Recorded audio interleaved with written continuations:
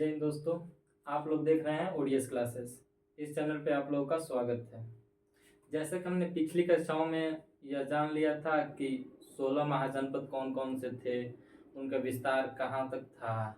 ठीक है, हमने हर जगह आपको दिखाया था। ठीक है, आज की हम लोग कक्षा में चर्चा करेंगे मगध के बारे में। ठीक है, कि मगध की स्थापना कब हुई, उसके बाद उसका विस्तार कैसे हुआ।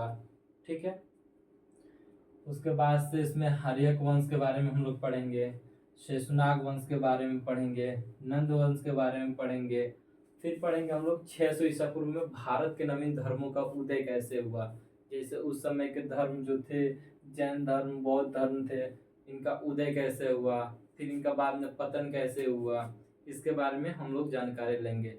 तो आज की जो कक्षा होने वाली है वो एग्जाम की दृष्टि से बहुत ही महत्वपूर्ण क्लास है। ठीक है, इससे एग्जाम में बहुत ज्यादा क्वेश्चन पूछे जाते हैं, तो आप लोग इस कक्षा को ध्यान से देखिएगा। ठीक है, आइए शुरू करते हैं आज की कक्षा। ठीक है, तो मगध की स्थापना के बारे में हम लोग जब पढ़ते हैं कि मगध एक राज्य से साम्राज्य के रूप में कैसे विकसित हुआ। ठीक है, तो मगध में जो हर्यक वंश के बारे में हम लोग जानकारी लेते हैं, तो हर्यक वंश में जो आता है वो तीसरे राजा राजा होते हैं जो राज्य करने वाले होते हैं हर्यक वंश के। ठीक है, इससे पहले जो राजा थे हर्यक वंश थे वो थे प्रदोत। ठीक है, प्रदोत वंश। ठीक है, तो उनकी हत्या करने के बाद से बिंबसार गद्दी पे बैठे थे मगध में। ठीक है, तो मगध में जो बिंबसार थे, इनका टाइम पीरियड है 542 बीसी से 483 बीसी। ठीक है, ईसा पूर्व। जो बिंबसार थे वे बुद्ध के समकालीन थे, यानी बुद्ध को मानने वाले थे। ठीक है, और इनके बारे में बताया जाता था कि इनका विवाह लगभग 500 हुआ था। ठीक है, तो उस समय ये राजनीतिक दृष्टि से इनका शादी हुआ था, राजनीतिक उद्देश्यों की पूर्ति हेतु। जैसे इनका क्षेत्र विस्तार बहुत ज्यादा हुआ था उस समय। ठीक है, तो उसमें जो सबसे महत्वपूर्ण जगह माने जाते थे, इसमें पहला है कौशल, दूसरा है वैशाली, तीसरा है मद्र, एक जगह है पंजाब का। ठीक है, जो और उस समय आपको हम बताए थे कि मगध की राजधानी जो है वो राजगीर है। ठीक है, या राजगिरी कहते हैं इसे, और एक गिरिवज्र। ठीक है, उसके बाद हम बता रहे हैं आपको कि हर्यक वंश के जो सबसे ज्यादा शत्रु राज्य था, सबसे मतलब कह सकते हैं कि सबसे शक्तिशाली जो शत्रु राज्य था उसका, वो था अवंती। ठीक है, अवंती के जो राजा थे वो थे चंद्रप्रदोत। कौन थे? चंद्रप्रदोत। ठीक है, ये बहुत बड़ी बीमारी से उस समय ग्रसित थे, इनको पीलिया हो गया था उस समय। ठीक है, इन्होंने अपने वैद्य से, बहुत से वैद्य से इन्होंने अपना इलाज कराया लेकिन ठीक नहीं हुए। तो इनके इलाज के लिए बिंबसार ने अपने वैद्य को, ठीक है, बिंबसार ने अपने वैद्य को, जिनका नाम था क्या, जीवक। ठीक है, इन्होंने अपने वैद्य को वहां पे भेजा था इसके इलाज के लिए, चंद्रप्रदोत के। ठीक है, और जीवक वहां पे जाके इनको ठीक भी कर दिया। ठीक है, जबकि ये इसके बहुत कट्टर शत्रु थे। ठीक है, उसके बाद से हम पढ़ते हैं अजातशत्रु के बारे में। ठीक है, अजातशत्रु था वो बिंबसार का पुत्र था। ठीक है, बिंबसार का पुत्र था, परंतु इसने क्या किया, अपने पिता को ही, अपने पिता की हत्या करने के बाद गद्दी प्राप्त की। ठीक है, वो भी एक बौद्ध धर्म को न मानने वाले एक थे देवदत्त। ठीक है, उसके चढ़ाने पर इसने अपने पिता की हत्या की और गद्दी पे बैठ गया। ठीक है, उसके बाद अजातशत्रु के बारे में हम लोग ये जानते हैं कि इसे ये ऐसा पहला राजा है जिसको दहेज में एक पूरा राज्य मिला था। ठीक है, अब जानते हो कौन सा राज्य मिला था। तो इस एक राजा थे प्रसेनजीत। ठीक है, उन्होंने अपनी पुत्री का विवाह इससे कराया था। ठीक है, और दहेज में काशी दिया था इसे। ठीक है, अजातशत्रु को काशी कहाँ किसमें मिला था? दहेज में, ठीक है। तो ये पहला ऐसा राजा है जिसे दहेज में पूरा एक राज्य मिला था, ठीक है। इसके बाद से हम लोग देखते हैं इसके सत्ता में संस्कार देखने को नहीं मिलती है, ठीक है, अजातशत्रु के सत्ता में। उसके बाद से इसमें क्या किया, इसमें युद्ध के लिए एक यंत्र का निर्माण करवाया, ठीक है, जिसे प्रक्षेपास्त्र कहते हैं, मतलब फेंक के मारने वाला यंत्र, ठीक है। तो उस समय कोई गोला बारूद तो था नहीं फेंक के मारने के लिए, तो उस समय जो पत्थर थे, ठीक है, तो पत्थर को फेंकने वाला यंत्र बनवाया जिसे प्रक्षेपास्त्र कहा गया, ठीक है।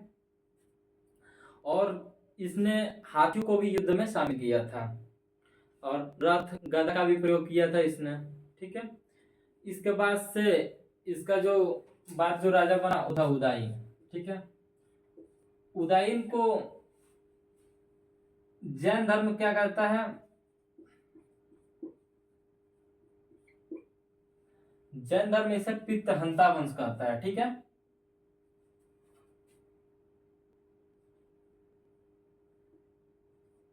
पितृहंता वंश, ठीक है।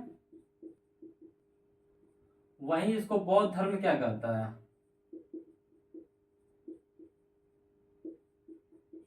बौद्ध धर्म इसे भक्त वंश कहता है, ठीक है।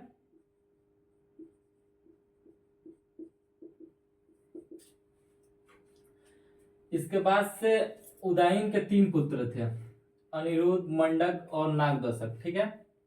तो जो अनिरुद्ध के 3 पुत्र थे, कहा जाता है कि इन्होंने तीनों ने राज किया था, ठीक है।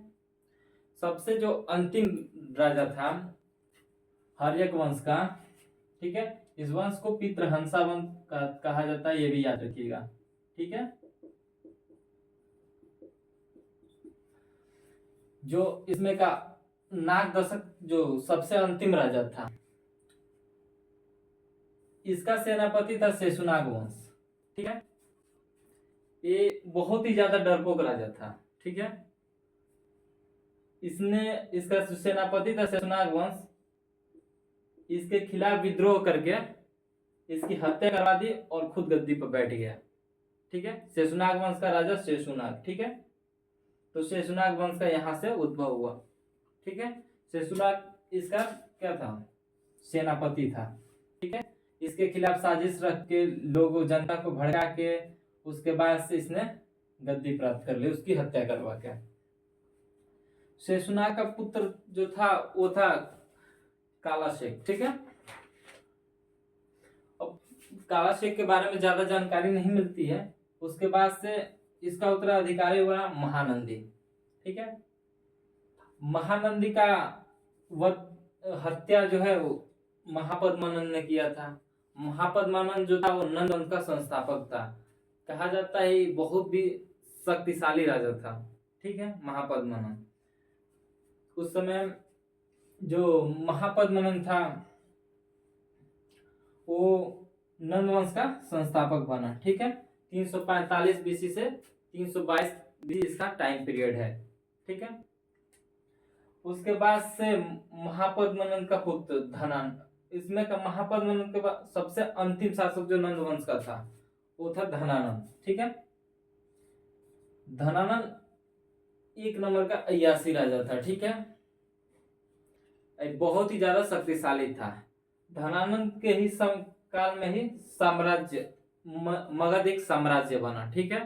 राज्य से साम्राज्य के रूप में हुआ धनानंद के ही काल में। इसने बहुत ज्यादा विशाल सेना रखी थी मगध में, ठीक है। उसके बाद से इसे जीन विजेता भी कहा गया था महापद्मानंद को, ठीक है। इसने कालीन विजय किया था महापद्मानंद, ठीक है। कालीन विजय सबसे पहले किसने की थी? महापद्मानंद ने,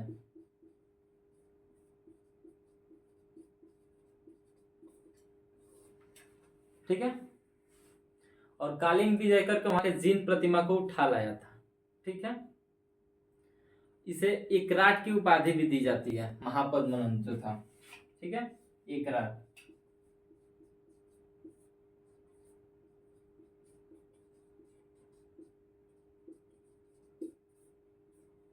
ठीक है।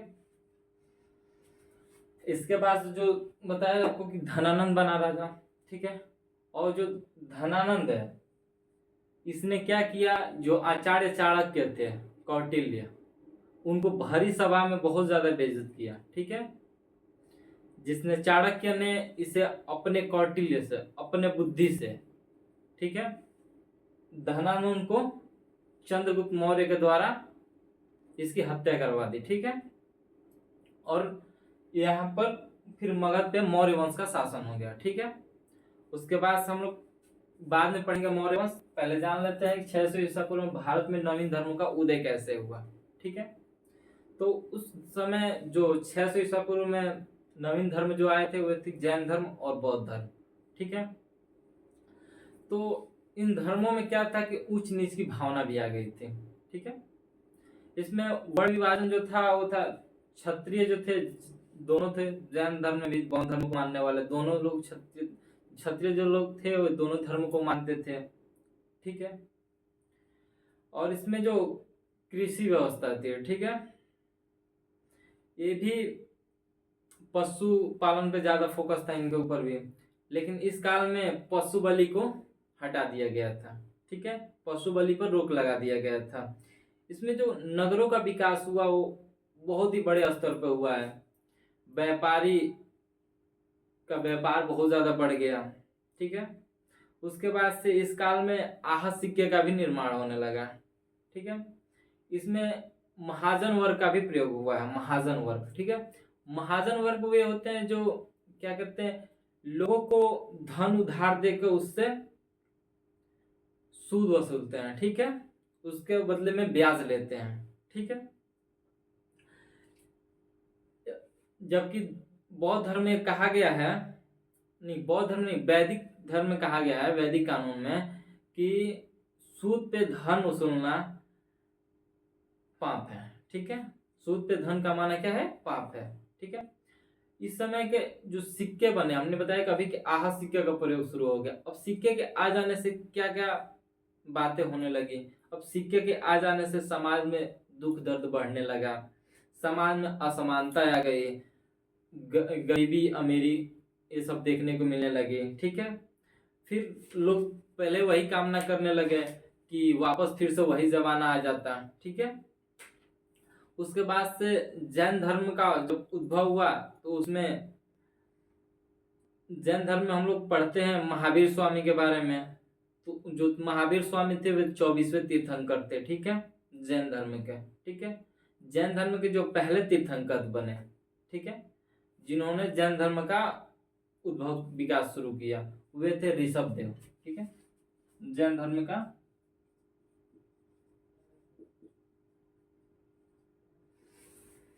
कौन थे, ऋषभ देव, ठीक है।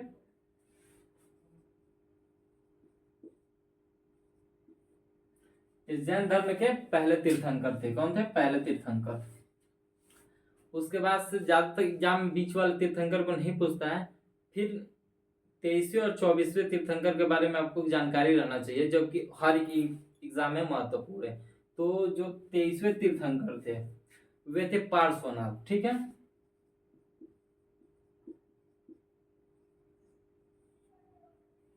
ठीक है, पार्श्वनाथ जो थे वैशाली थे, ठीक है। उसके बाद से जो 24वें तीर्थंकर हुए महावीर स्वामी,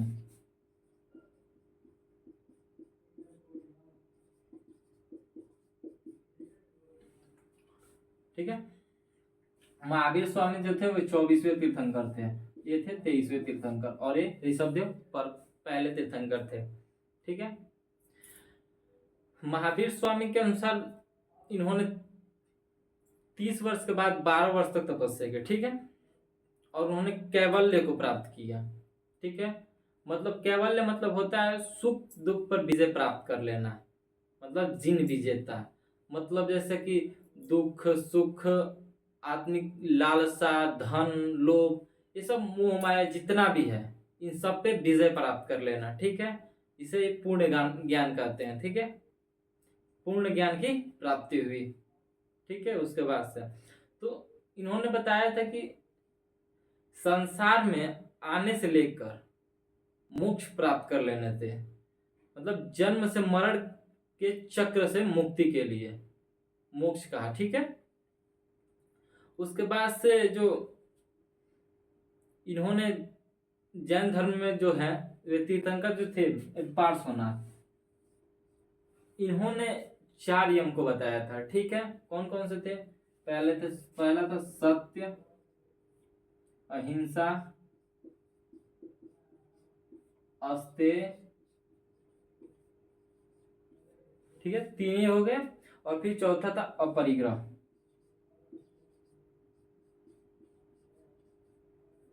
सत्य मतलब हमेशा सत्य बोलना। ठीक है, अहिंसा मतलब किसी भी जीव जंतु को कष्ट नहीं पहुंचाना, उसकी हत्या नहीं करना।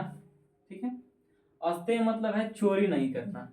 ठीक है, अस्तेय मतलब चोरी नहीं करना किसी प्रकार का। ठीक है, उसके बाद से अपरिग्रह मतलब संपत्ति को अर्जित नहीं करना।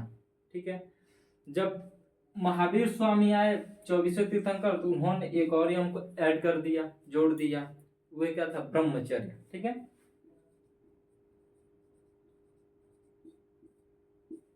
ब्रह्मचर्य को उन्होंने जोड़ दिया। ठीक है, यहां तक था इनके बारे में चर्चा। ठीक है, इसके बाद हम लोग देखते हैं बौद्ध धर्म के बारे में। ठीक है, तो बौद्ध धर्म का जो थे वो थे महात्मा बुद्ध। ठीक है, तो उन्होंने 29 ईयर से 35 ईयर के बीच में, ठीक है, जब उनका एज 29 ईयर का था, उससे 6 साल तक उन्होंने साधना किया। ठीक है, बोध गया में बट वृक्ष के नीचे। कहाँ साधना किया था उन्होंने? बोध गया में। ठीक है, बरगद के पेड़ के नीचे। वहां से उनको पूर्ण ज्ञान की प्राप्ति हुई। ठीक है, फिर उन्होंने पूर्ण ज्ञान की प्राप्ति होने के बाद उन्होंने सबसे पहला उपदेश अपना सारनाथ में दिया था। ठीक है, जिसे धर्म चक्र परिवर्तन के नाम से भी जाना जाता है। ठीक है, उन्होंने बताया कि आत्मा से परमात्मा तक उन्होंने मतलब आत्मा में और परमात्मा में बिल्कुल नहीं उलझे थे। ठीक है, उन्होंने न वेद के बारे में कुछ कहा, न ईश्वर के बारे में कुछ कहा।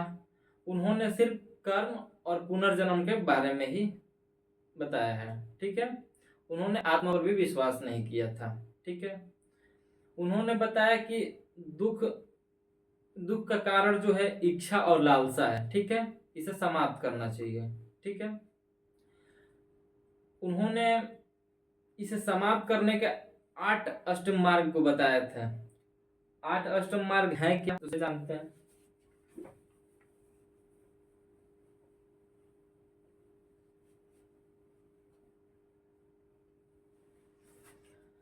पहला है सम्यक वाक। ठीक है,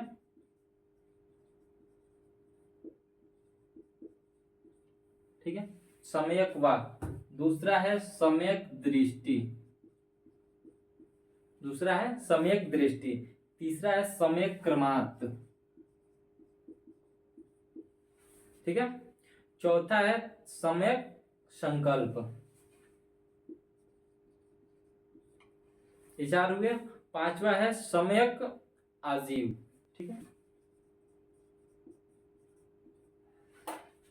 5वां है सम्यक व्यायाम। उसके बाद से 6वां है सम्यक स्मृति। 7वां है सम्यक समाधि।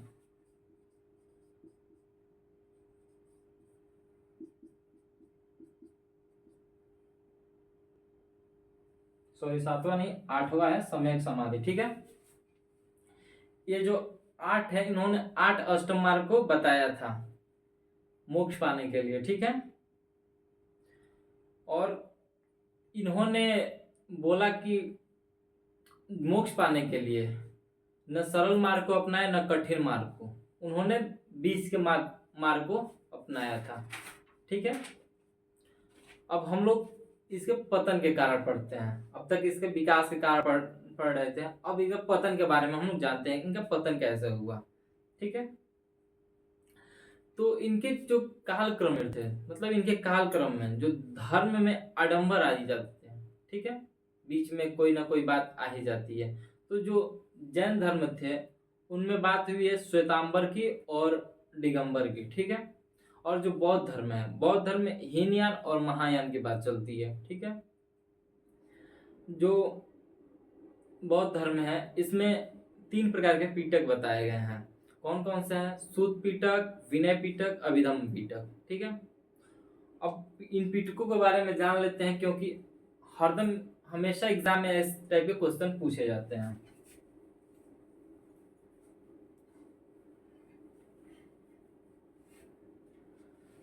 जो सूत पीटक है, ठीक है,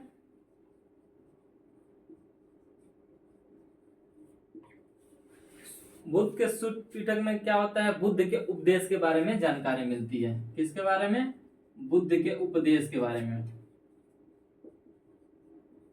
बुद्ध के उपदेश के बारे में इसमें जानकारी मिलती है। दूसरा है विनय पीटक।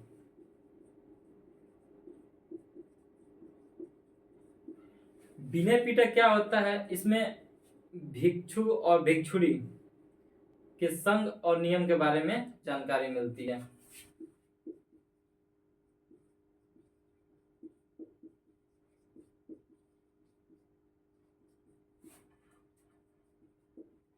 संग और नियम के बारे में जानकारी मिलती है, ठीक है।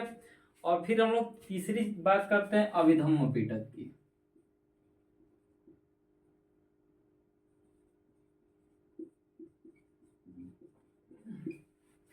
अभिधम्म पीटक जो होता है इसमें बुद्ध की कहानियों का संग्रह किया गया है, ठीक है।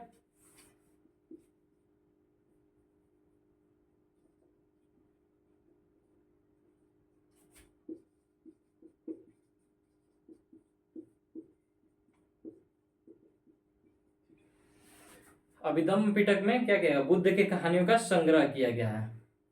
फिर इसमें क्या किया गया? बाद में स्त्री प्रवेश दे दिया गया, ठीक है। तो बुद्ध ने कहा था यदि स्त्री प्रवेश दे दिया जाए तो यह धर्म 100 साल से अधिक नहीं टिकेगा। यह बात सच भी हुआ, ज्यादा दिनों तक टिक भी नहीं पाया, ठीक है। उसके बाद से इसके और भी कारण हैं। राजाश्रय नहीं मिलना, मतलब किसी भी राजा का उस समय आश्रय नहीं मिला, ठीक है। उसके बाद से एक और कारण है कि वैदिक धर्म का सरल होना था। जैसे कि इन सभी धर्मों में बहुत ज़्यादा बातें थी कि ये नहीं करना, वो नहीं करना, और वैदिक धर्म में ये सब बातें नहीं थी। तो इसके वजह से भी बहुत ज़्यादा इसका पतन हुआ, ठीक है। उसके बाद से कुछ जब तुर्कों का आक्रमण हुआ उस समय वे लोग क्या किए? इनके द्वारा बनाए गए स्थल जो थे, स्थल, उसको बर्बाद कर दिए वो लोग, तुर्क लोग, ठीक है। उसके बाद से इसमें अहिंसा जब बंद हुई, अहिंसा बताया गया, तो उसमें क्या किया गया? पशु बलि कम हो गई थी, ठीक है, मतलब पशुओं की वृद्धि हो गई। तो समाज में फिर तर्क विवेक दिया बुद्ध के द्वारा, ठीक है।